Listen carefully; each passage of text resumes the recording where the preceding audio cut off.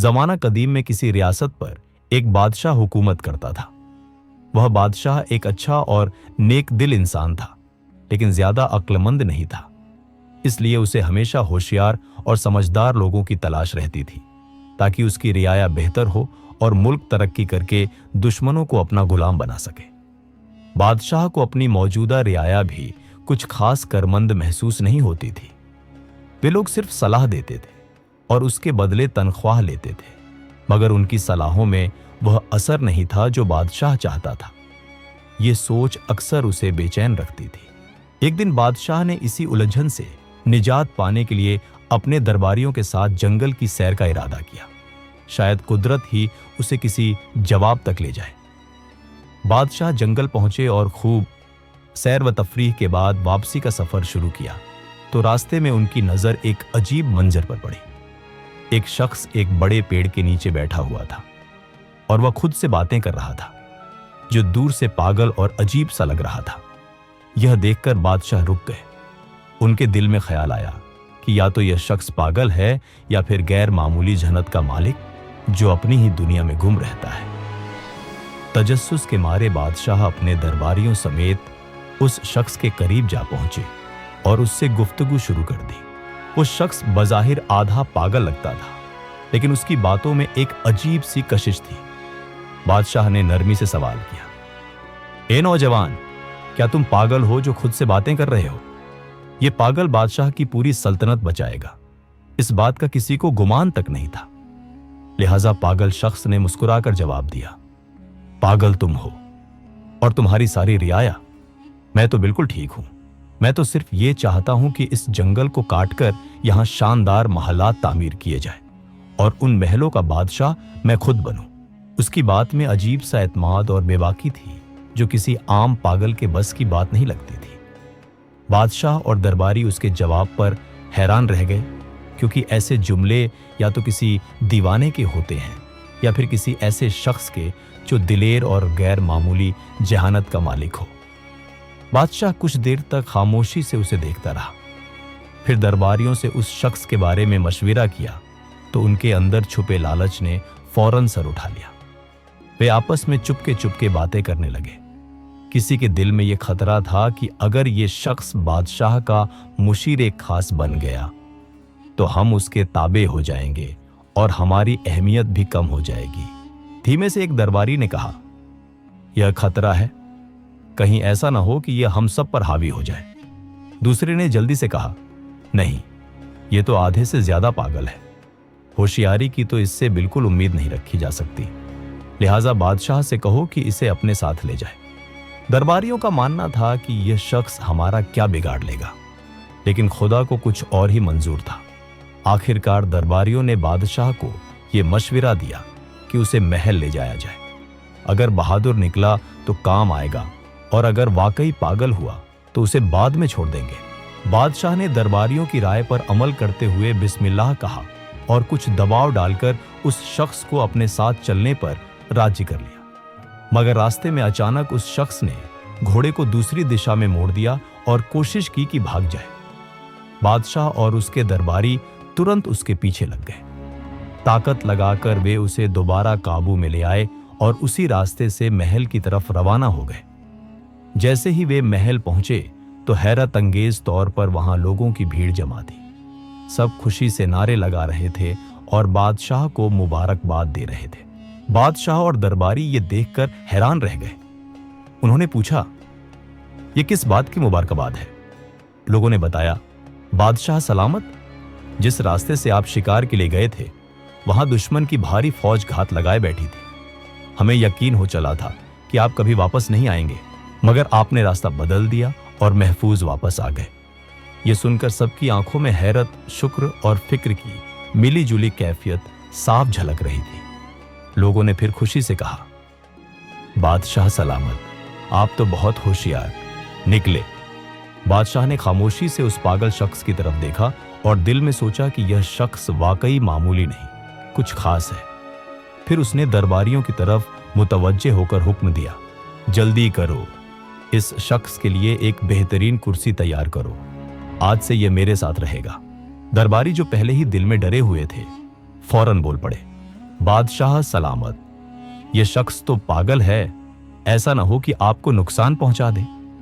मगर बादशाह ने संजीदगी से कहा, नहीं, यह शख्स तुम सबसे ज्यादा ज़हीन है। चुपचाप होकर हमें खतरनाक दुश्मन से बचाया। यह होती है ज्यादा समझदार लोगों की निशानी। अगर यह ना होता तो तुम में से किसी को खबर भी ना होती कि रास्ते में दुश्मन घात लगाए बैठा है। हमारी सलामती इसी की होशियारी की बदौलत है। यह सुनकर पागल मुस्कुराया और फख्र से बादशाह के पहलू में रखी कुर्सी पर बैठ गया। मगर इसी लम्हे महल में एक नया तनाजा जन्म लेने लगा। वो दरबारी जो सदियों से नस्ल दर नस्ल उन कुर्सियों पर बैठते आए थे, किसी सूरत ये गवारा न कर सके कि एक अजनबी, और वो भी पागल कहलाने वाला, उनके बराबर आ बैठे। वो दिल ही दिल में जलने लगे और उस शख्स के खिलाफ साजिशों का जाल बुनने लगे। मगर जिसे अल्लाह ताला इज्जत अता करे, उसे दुनिया की कोई ताकत गिरा नहीं सकती। इज्जत और जिल्लत का इख्तियार सिर्फ अल्लाह के हाथ में है। एक रोज कुछ दरबारी पागल शख्स के पास आए और नरमी से कहने लगे, भाई साहब, आप महल में नए हैं, हमें आपकी बहुत फिक्र है। हम चाहते हैं कि आप बादशाह सलामत के आदाब और दरबारी तरीके सीख लें, ताकि किसी गलती से आपको नुकसान ना हो। पागल ने सादगी से जवाब दिया, मुझे तो यहां लाया गया है, मैंने तो खुद कभी महल में आने की ख्वाहिश नहीं की। अगर आप चाहें तो मुझे वापस छोड़ दें। यह सुनकर दरबारी खुश हुए और बोले, नहीं नहीं, आप तो हमारे भाई हैं, बस कुछ दरबारी रस्में हैं जिन पर अमल करना जरूरी है। अगर आप ऐसा करेंगे तो बादशाह आपको इनाम देगा। पागल ने पूछा, क्या करना होगा? एक मुशीर ने मक्कारी से कहा, हमारे यहां रिवाज है कि दरबार की शुरुआत बादशाह को हल्का सा थप्पड़ मारकर की जाती है, ताकि दरबार बेदार हो जाए। पागल हंसा और बोला, अरे ये तो कोई बात नहीं, मैं तो बादशाह को लात भी मार सकता हूं। दूसरे दिन जब बादशाह तख्त पर बैठा तो पागल आगे बढ़ा और एक जोरदार थप्पड़ बादशाह की गर्दन पर मारा। तख्त का ताज गिर गया और ताज के नीचे से एक जहरीला बिच्छू निकल आया। बादशाह ने जब यह देखा तो कांप गया, क्योंकि अगर वह ताज पहने होता तो बिच्छू उसे डस लेता। वह फौरन खड़ा हो गया और पागल को गले से लगा लिया। फिर सबके सामने ऐलान किया, यह शख्स मेरा सबसे सच्चा वफादार है। अगर यह थप्पड़ न मारता तो आज मेरा अंत हो चुका होता। बादशाह के हुक्म पर पागल के लिए एक शानदार दावत का इंतजाम किया गया और साथ ही उसे एक खूबसूरत महल भी इनाम में दे दिया गया। रियाया, जो पहले ही उससे जलन में मुब्तिला थी, अब और भी परेशान हो गई। दिलों में डर बैठ गया कि अगर यूं ही सिलसिला चलता रहा तो यह पागल हम सब की कुर्सियों का वारिस बन जाएगा। चुनांचे वो आपस में सरगोशियां करने लगे, यार ये बंदा तो बहुत तेजी से ऊपर जा रहा है, कुछ न कुछ करना पड़ेगा वरना हमारी सारी इज्जतें और रुतबे खत्म हो जाएंगे। दूसरी तरफ वो आधा पागल दिल ही दिल में सोच रहा था, ये रियाया तो वाकई बड़े सच्चे और हमदर्द लोग हैं। देखो कितना जबरदस्त मशवरा दिया था। खुशी खुशी उसने दिल में तय कर लिया कि अब से जो भी ये लोग कहेंगे वही मानूंगा।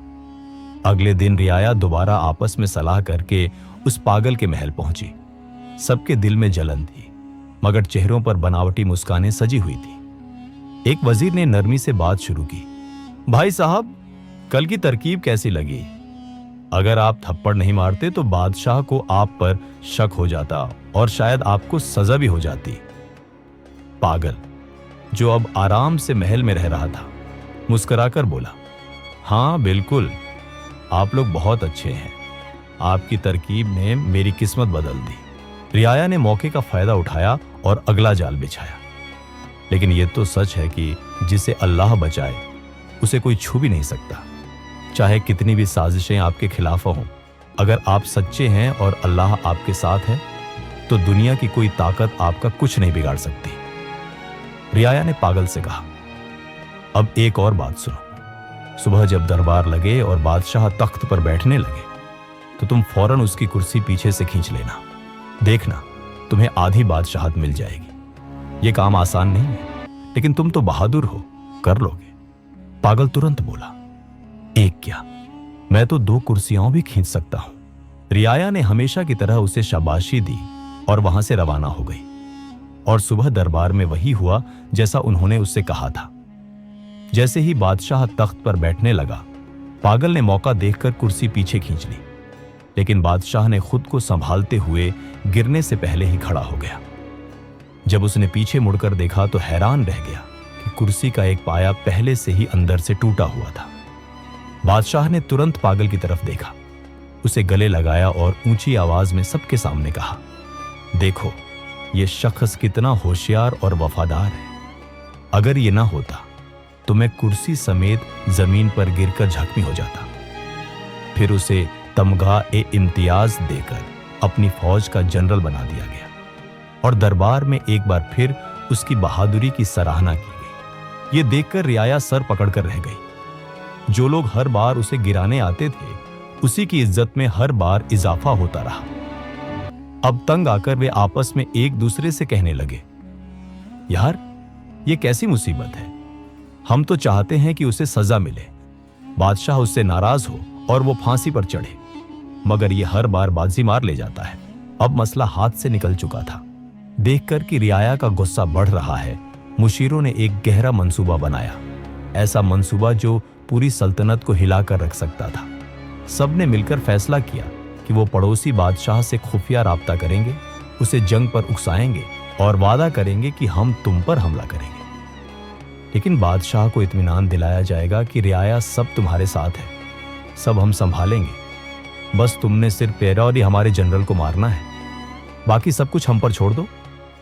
रियाया ने यह साजिशी खत भेजा और दूसरी बादशाहत की जांच पड़ताल के बाद वो राजी हो गया।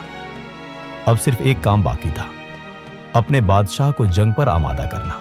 चुनांचे रियाया ने अपने कुछ आदमी जख्मी कर लिए और बादशाह के सामने आकर कहा, बादशाह सलामत, हम कब तक सब्र करें? अगर कल आपको कुछ हो गया तो पूरी सल्तनत आंसू बहाएगी। दुश्मन हमला करने वाला है, हमें अभी कोई फैसला लेना होगा। मुख्तसर यह कि बादशाह ने जंग के ताबिल बजा दिए और अपनी फौज को रियाया समेत जंग के लिए रवाना कर दिया। अब लश्कर का सिपह सालार पागल था, लेकिन सब मिलकर भी उस पागल का कुछ नहीं बिगाड़ सकते थे, बस पीठ पीछे उस पर हंसते रहते थे। जब वो दुश्मन मुल्क की सरहद पर पहुंचे तो वहां की फौज पूरी तैयारी के साथ मौजूद थी। दोनों जानिब की अफवाह जब जंगल में दाखिल हुई तो पागल ने हुक्म दिया, सब रुक जाओ, सबसे पहले मैं बादशाह से खुद लड़ूंगा, क्योंकि वो कमांडर था। पूरी फौज रुक गई। पागल ने जोर से आवाज दी, ए दुश्मन का बादशाह, हिम्मत है तो सामने आ। बादशाह आया और दोनों जंगल के बीचों बीच आमना सामना खड़े हो गए। अचानक एक खूंखार शेर झाड़ियों से निकला और दुश्मन बादशाह पर हमला कर दिया। पागल, जो असल में सिर्फ तलवार चलाना चाहता था, दिल में कोई झाती दुश्मनी नहीं रखता था, फौरन आगे बढ़ा और शेर से लड़ने लगा। एक सख्त जंग के बाद उसने शेर को मार गिराया और बादशाह को जख्मी हालत में उठाकर लाया। दुश्मन बादशाह खून से लथपथ था, लेकिन जिंदा बच गया। अपनी फौज को देखकर उस बादशाह ने कहा, नहीं, लड़ाई नहीं होगी, मैं इस कमांडर को माफ करता हूं, इसने मेरी जान बचाई है। यह निहायत बहादुर और होशियार शख्स है। हम जंग नहीं चाहते। हां, जो रियाया इसके साथ आए थे उन्हें गिरफ्तार करके कैद में डाल दो। यह सुनकर पागल ने फौरन तलवार निकाली और गरज कर बोला, खबरदार! अगर किसी एक मुशीर को हाथ लगाया तो। बादशाह ने उसकी वफादारी देखकर दिल ही दिल में कहा, क्या कमाल का बंदा है, दुश्मनों को बचाता है और खुद को भूल जाता है। अब पागल का चर्चा पूरी रियासत में होने लगा। उसकी बहादुरी और सच्चाई ने सबके दिलों को जीत लिया, यहां तक कि बादशाह ने उसे अपनी बेटी के निकाह में दे दिया। रियाया, जो पहले ही अंदर से जल रहे थे, ये मंजर देखकर चुप तो रहे, लेकिन हर कदम पर जिल्लत का बदला उनका मकसद बन गया। अब तो दोनों रियासतें एक होने लगी, दोनों की दुश्मनी दोस्ती में बदल गई। लेकिन रियाया ने एक और नया जाल बुनने का फैसला किया। एक दूसरे से कहने लगे, अगर इस पागल को हमने न रोका तो कल हम सब इसके गुलाम बन जाएंगे। इसे खत्म करना जरूरी है। सबने एक जुबान होकर हां कर दी, लेकिन उनमें एक बूढ़ा मुशीर भी था, तजुर्बेकार और दिल का नरम। उसने बड़ी कमाल की बात कह दी। वो उठा और निहायत संजीदगी से बोला, दोस्तों, मेरी बात गौर से सुनो। दुनिया में हर शख्स को अल्लाह ने एक खास मकाम हैसियत और सिफत अता की है। और याद रखो, जिसे अल्लाह इज्जत देता है, दुनिया की कोई ताकत वो इज्जत छीन नहीं सकती। अगर तुमने उसे मार भी दिया तो याद रखो उसकी इज्जत और भी बढ़ जाएगी। और अगर तुम ये समझ रहे हो कि उसके मरने से तुम्हें तुम्हारी खोई हुई कुर्सी वापस मिल जाएगी, तो तुम धोखे में हो। एक दिन सच सामने आ जाएगा और तुम सब अपने अंजाम को पहुंचोगे। लिहाजा अल्लाह की रजा पर रजा हो जाओ, इसी में हमारे लिए भलाई है। उसने सांस लिया और फिर नरमी से कहा, तुम सब सिर्फ एक बात समझ लो, वो बज़ाहिर पागल है, लेकिन अल्लाह ने उसे एक नायाब सिफत अता की है, किस्मत। अगर पूरी रियासत भी उसके खिलाफ हो जाए तो वो अकेला ही जीत जाएगा। लिहाजा उससे उलझने के बजाय खुद सच्चाई इख्तियार करो।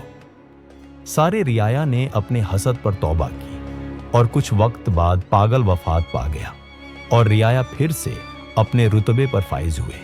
दोस्तों, ये कहानी बज़ाहिर एक मज़ाहिया कहानी लगती है, लेकिन इसमें एक हकीकी सच्चाई छुपी है जिसे हमें तस्लीम करना होगा, और वो है सच्चाई, किस्मत और अल्लाह का कर्म। हमें भी कभी किसी से हसद नहीं करना चाहिए, क्योंकि अगर कोई किसी ओहदे या रुतबे पर फाइज है और कामयाब हुआ है तो वो उसकी मेहनत का सिला हो सकता है, उसकी अच्छी किस्मत हो सकती है, या उसमें ऐसी सिफात हो सकती है जिनकी वजह से अल्लाह ने उसे वो इज्जत दी है।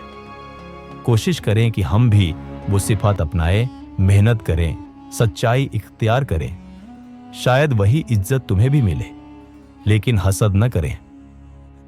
तारीख इस बात की गवाह है कि मुनाफिक लोग और हसद करने वाले कभी कामयाब नहीं होते।